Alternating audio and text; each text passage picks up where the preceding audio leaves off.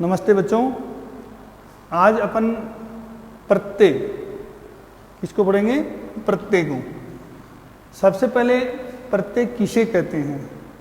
प्रत्यय किसे कहते हैं और प्रत्यय कितने प्रकार के होते हैं? अपनी कक्षा 8, 9, 10 में किस प्रकार के प्रत्ययों से संबंधित प्रश्न पूछे जाते हैं? इसी प्रकार का अपना प्रश्न है वो आपको मैं आज पढ़ाऊंगा जो प्रत्यय से संबंधित है। देखिए प्रत्यय की परिभाषा।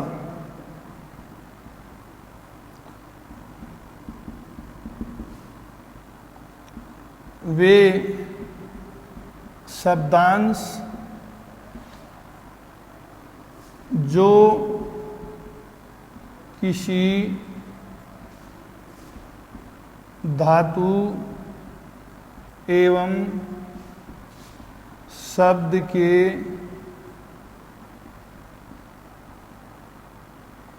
बाद में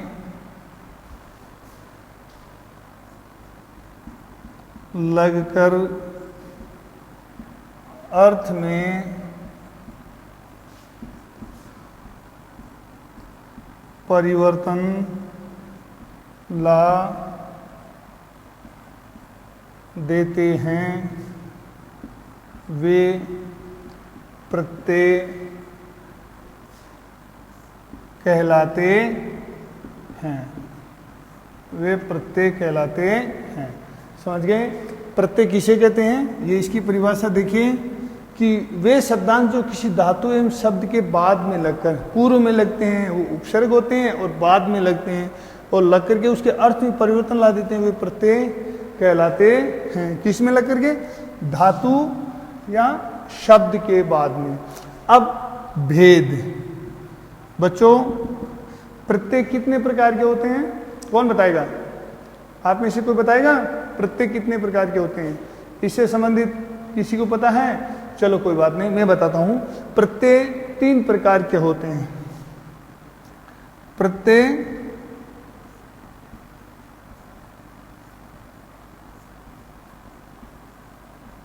3 प्रकार के होते हैं। नंबर 1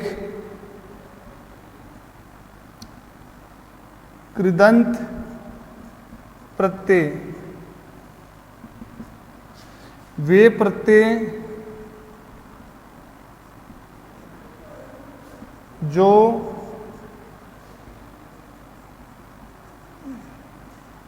धातुओं में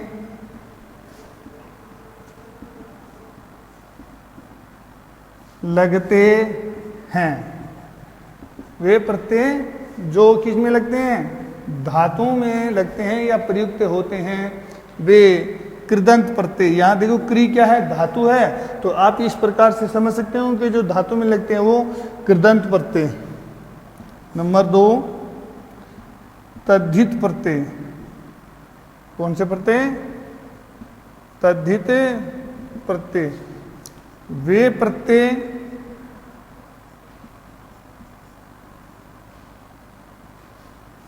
जो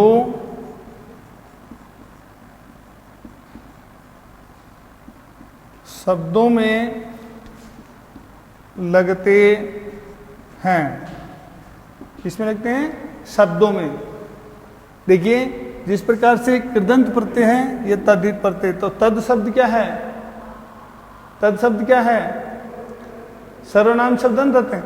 तो जो शब्दों में लगने वाले तद्धित प्रत्यय, धातु में लगने वाले कृदंत प्रत्यय।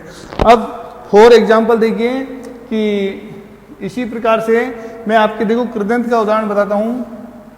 उदाहरण है कत्वा, तुमुन आदि। तद्धित के उदाहरण है। देखिए इसके उदाहरण देखो।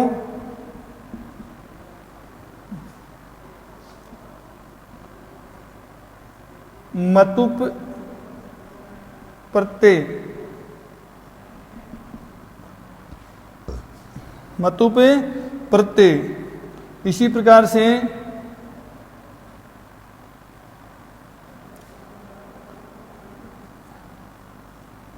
तरप प्रत्यय, तमप प्रत्यय, है कि नहीं, इनी प्रत्यय। इसी प्रकार से ठक प्रत्यादि। आई बात समझिए। तो मैंने क्या कहा कि तद्धित प्रत्यय में जैसे मतु प्रत्यय है, तरप प्रत्यय है, तमप प्रत्यय है, इन्नी प्रत्यय है, ठक प्रत्यय आदि। अब आता है स्त्री प्रत्यय। कौन सा प्रत्यय? स्त्री प्रत्यय। स्त्री प्रत्यय नंबर 3। प्रत्यय का तीसरा भेद क्या है? स्त्री प्रत्यय। वे प्रत्यय जो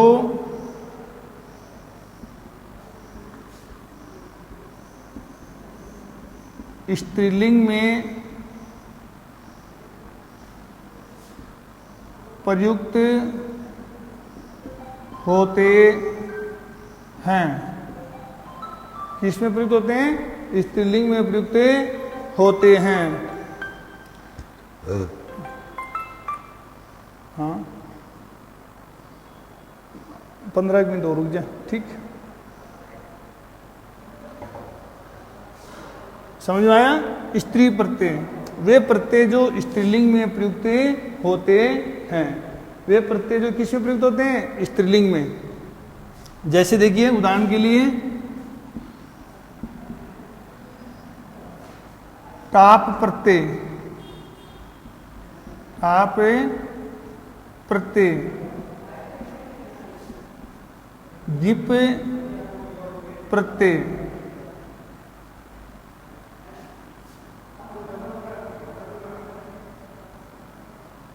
गिस प्रत्यय।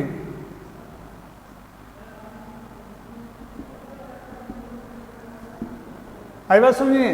ये स्त्री प्रत्यय है। देखिए स्त्रीलिंग में लगने वाले स्त्री प्रत्यय होते हैं, कृदंत जो धातु में लगते हैं वो कृदंत प्रत्यय, और जो तद शब्दों में लगते हैं वो तद्धित प्रत्यय। अब सबसे पहले अपन बच्चों पढ़ेंगे कृदंत प्रत्यय।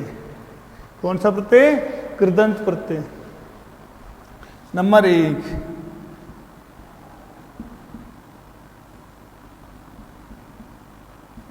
कृदंत प्रत्यय। और कृदंत प्रत्यय में सबसे पहले है कत्वा प्रत्यय। कत्वा प्रत्यय कौन सा प्रत्यय? कत्वा प्रत्यय। तो देखिए ये इसकी परिभाषा, यह प्रत्यय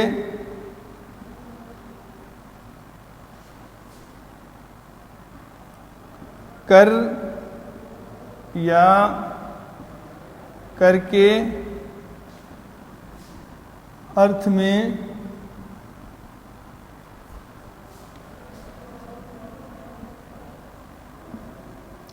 प्रयुक्त होते हैं। यह प्रत्यय धातुओं में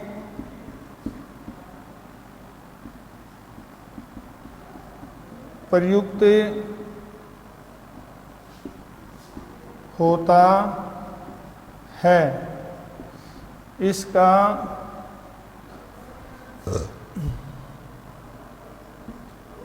त्वा, पठित्वा, पठित्वा क्या शेष रहता है? त्वा शेष रहता है। क्या शेष रहता है इसका? त्वा शेष रहता है। अब देखिए इसका उदाहरण देखिए, इसके तीनों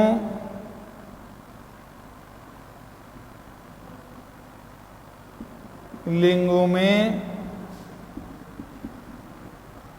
एक ही समान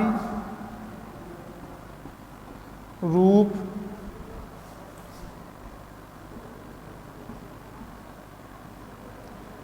चलते हैं। देखिए इसके रूप कत्वा प्रत्यय, यह प्रत्यय कर या कर के अर्थ में, जैसे पठित्वा पढ़कर, खादित्वा खाकर, हंसित्वा हंसकर, है ना, प्रयुक्त होता है। यह प्रत्यय धातु में प्रयुक्त होता है और इसका त्वा शेष रहता है। क्या शेष रहता है? त्वा।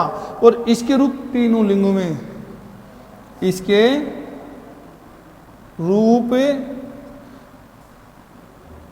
तीनों लिंगों में एक ही समान चलते हैं। अब देखिए सबसे पहले उदाहरण, इसके क्या लिखो?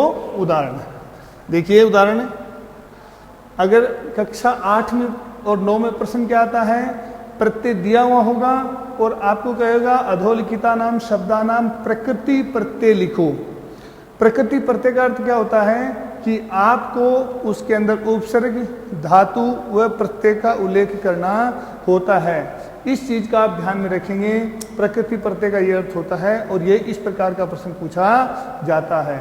और जबकि कक्षा 10 के अंदर क्या होता है कि धातु व प्रत्यय दे दिया, शब्द निर्माण करना होता है और वाक्य के अंदर विभक्ति वचन लिंग के अनुसार कौन सी विभक्ति के अंदर इस प्रत्यय का प्रयोग करना है वह लिखना होता है खालिस्तान के अंदर। इस प्रकार के प्रश्न अपने प्रत्यय संबंधित पूछे जाते हैं। अब देखिए उदाहरण, पठ धातु कत्वा प्रत्यय है, क्या बना? पठित्वा। क्या अर्थ हुआ? पढ़कर। देखिए मैं आपको बताऊं, इस प्रकार का आपको दिया हुआ होगा और ये चीज आपको क्या करनी पड़ेगी? प्रकृति प्रत्यय में लिखनी पड़ेगी। क्या करनी पड़ेगी? इस प्रकृति प्रत्यय में लिखनी पड़ेगी। आई बात समझ में? अब देखो, गम धातु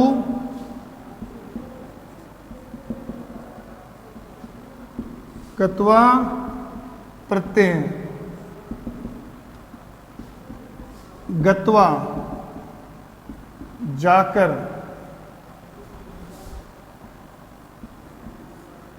हंस धातु कत्वा प्रत्यय है,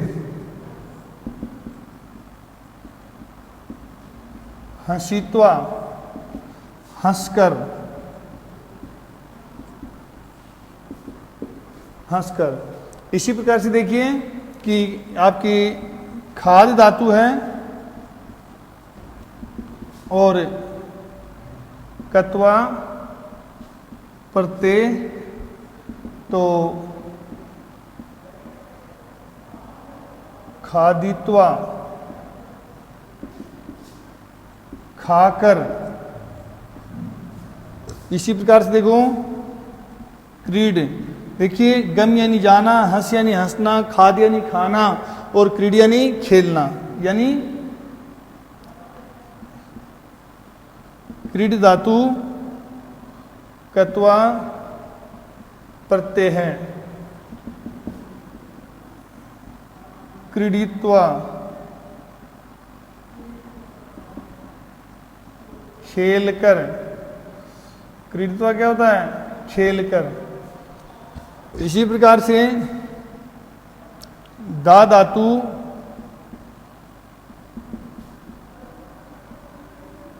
कत्वा प्रत्यय है, दत्वा देकर, दा यानी देकर। इसी प्रकार से देखो नी धातु है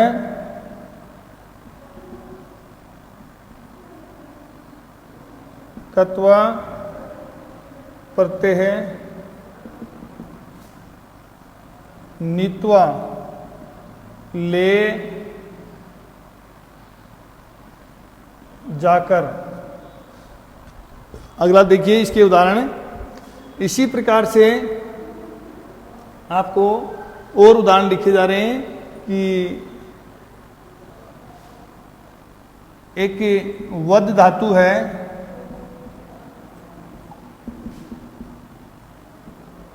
कत्वा प्रत्यय है,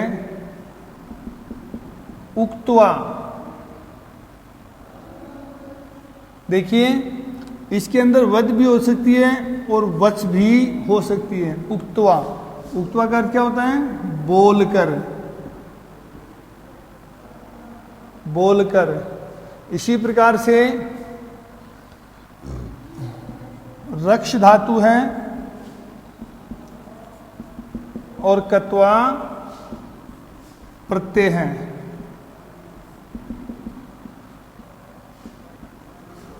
रक्षित्वा, रक्षा करके। आई बात सुनिए। अब देखिए अगला अपन जो प्रत्यय पढ़ेंगे ये उदाहरण है। इस प्रकार से आपको प्रकृति प्रत्यय लिखना है। उपसर्ग हो तो उपसर्ग, जैसे लेप प्रत्यय उपसर्ग युक्त होता है तो आपको उसका ध्यान रखना है। अब देखिए कि नंबर 2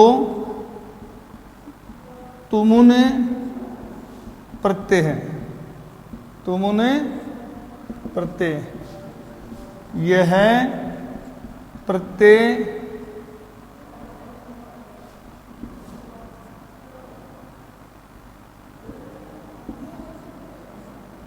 धातुओं में, यह प्रत्यय धातुओं में लगता है।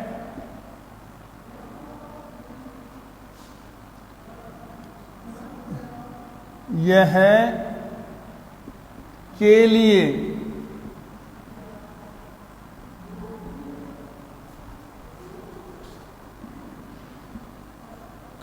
अर्थ में प्रयुक्त होता है। इसका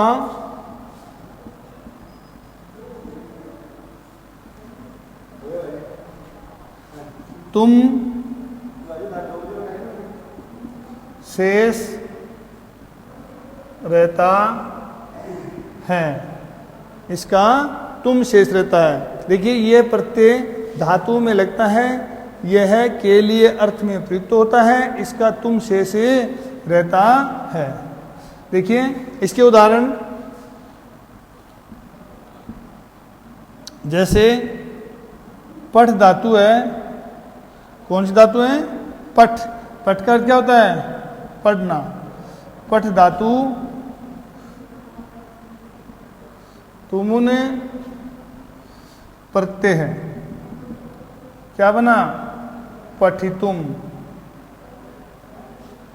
क्या हो? पढ़ने के लिए।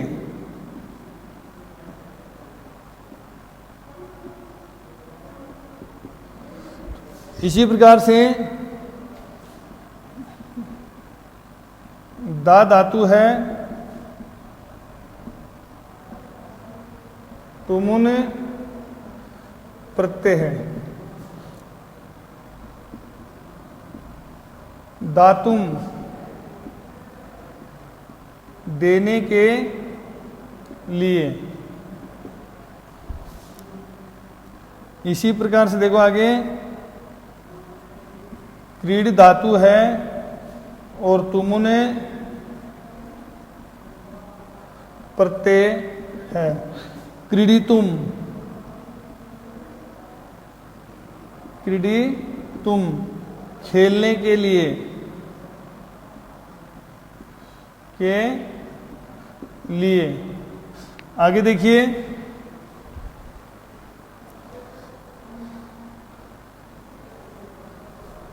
क्रीडितुम यानी खेलने के लिए। इसी प्रकार से गम धातु है, तुमुन प्रत्यय है।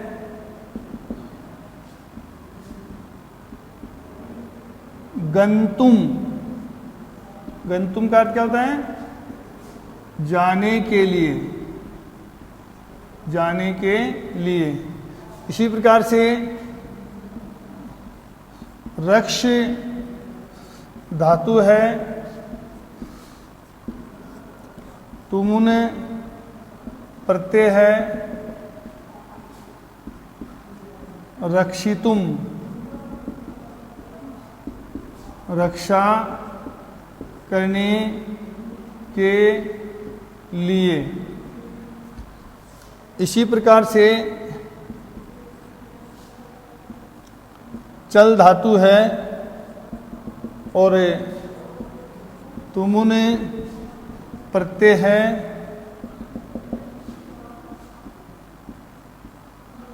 चलितुम चलने के लिए।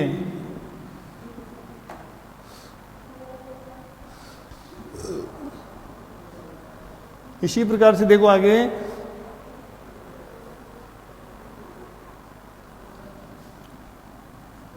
भू या अस धातु है और उसमें जब अपन तुमुन प्रत्यय जोड़ते हैं तो भवितुम, भवितुम होने के लिए। इसी प्रकार से देखिए कि नी धातु है और तुमुने प्रत्यय नेतुम ले जाने के लिए। तो समझ में आया? तुमुन प्रत्यय किस अर्थ में आता है?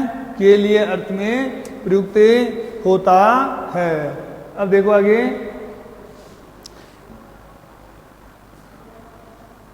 अगला प्रत्यय है लेप प्रत्यय। लेप प्रत्यय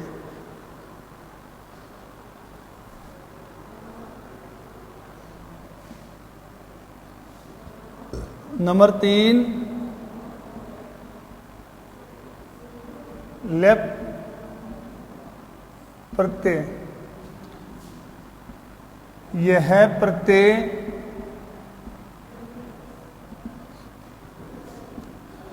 उपसर्ग युक्त धातुओं में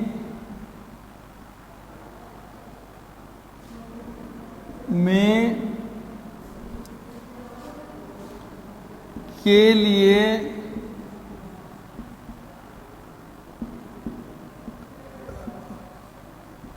अर्थ में प्रयुक्त होता है। किस अर्थ में? लेप प्रत्यय उपसर्ग युक्त धातुओं में के लिए अर्थ में प्रयुक्त होता है। इसके ल एवं पै के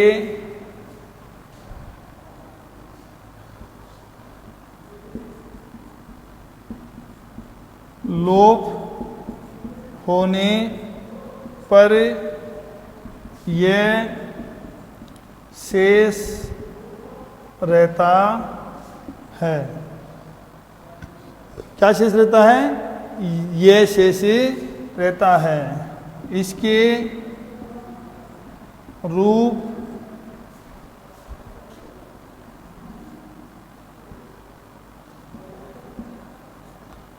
तीनों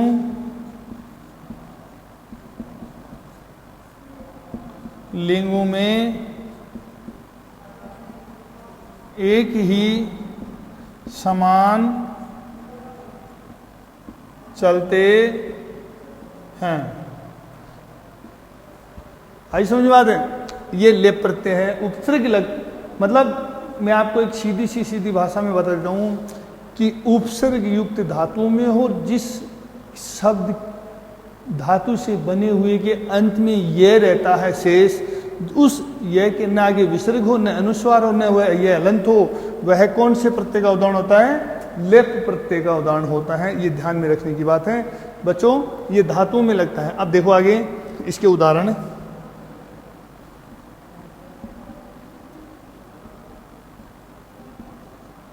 विजित्ते, देखिए वी उपसर्ग है, जी धातु, लेप प्रत्यय है। इसका अर्थ क्या हुआ? विजिते का जीतने के लिए। दूसरा देखो, विलिखे, वी उपसर्ग है, लिखे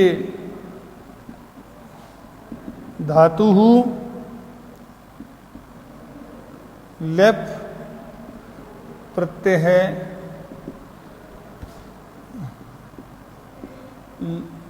लिखने के लिए। विलिखे का अर्थ क्या होता है? लिखने के लिए। अब देखिए, विचिन्ते, वी उपसर्ग है,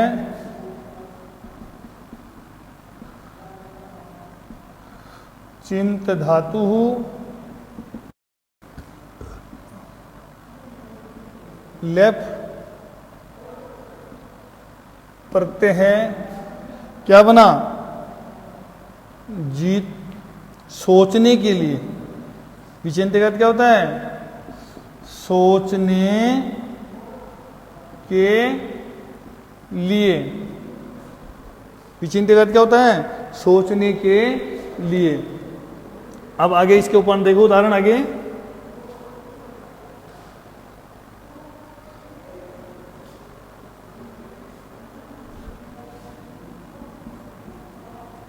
विहस्से, वी उपसर्ग है, हस्य धातु, लेप प्रत्यय है, हंसने के लिए। विहस्य का अर्थ क्या होता है? हंसने के लिए। आई बात समझ? विहस्य का अर्थ क्या होता है? हंसने के लिए। अब देखिए, आदाय, आदाय, तो आ उपसर्ग है, दा धातु, लेप प्रत्यय है, देने के लिए। आदाय का अर्थ क्या होता है? देने के लिए। इसी प्रकार से देखो और उदाहरण। आदाय का अर्थ क्या होता है? देने के लिए। और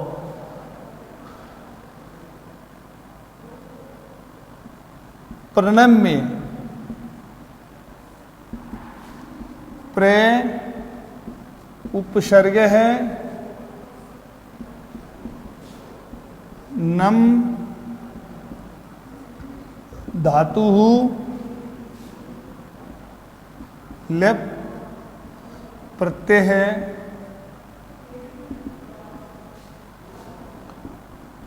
प्रणाम करने के लिए।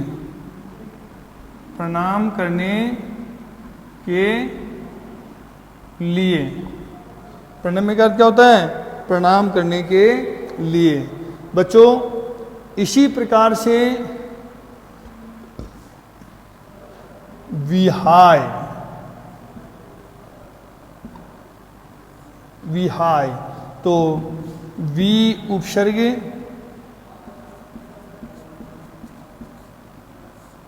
उपसर्ग हा धातु, लेप प्रत्यय है, छोड़ने के लिए। आगे देखिए,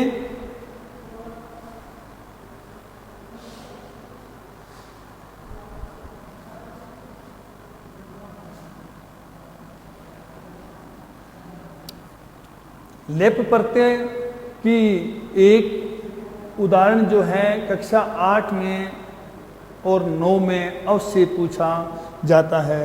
आपको प्रकृति प्रत्यय से संबंधित पूछता है, अधोलिखित शब्दानाम प्रकृति प्रत्यय लिखत, और आपको ये प्रकृति प्रत्यय आपको इसमें से ये चीजें लिखनी है। और मैं ये क्या करता हूँ कि जो ये लेप प्रत्यय है, लेप प्रत्यय ये बड़ा ही महत्वपूर्ण है, इसको आप अच्छी तरह से क्या करें, याद कर लें। बच्चों 9th क्लास के अंदर रिक्तानु के अंदर भरा जाता है और कक्षा 8 के अंदर प्रकृति प्रत्यय पूछा जाता है।